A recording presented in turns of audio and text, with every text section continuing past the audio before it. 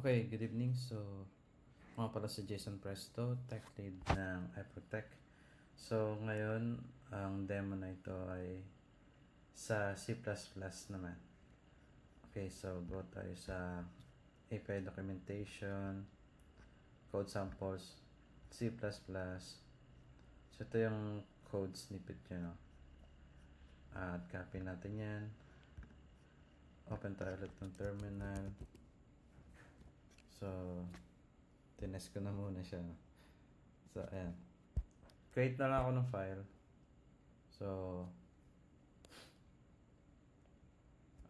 vi sms test cpp.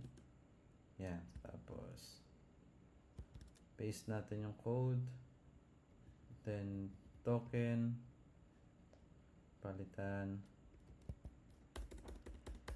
Kuhain ko yung token ko dito. Also, need ko pala mag-plugin muna ulit, no? Teka lang. Yan nata yung may token. Ayan. Okay. Yung token natin. Balik tayo dito.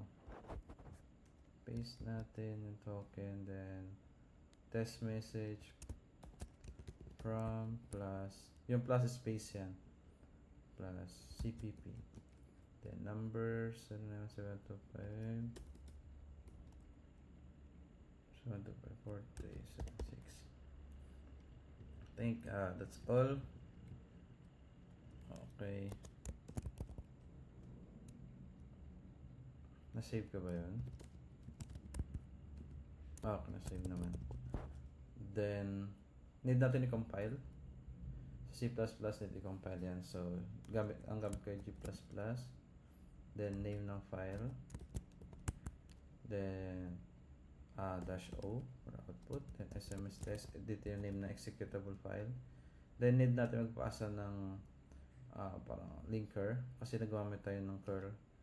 So, curl. Yan. So, yan. So, wala siyang error. Meaning, gumana siya.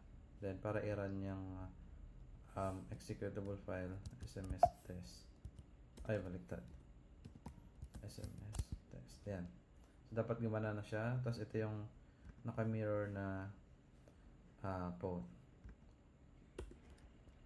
So yun, your SMS has been successfully loaded to the queue, the message ID.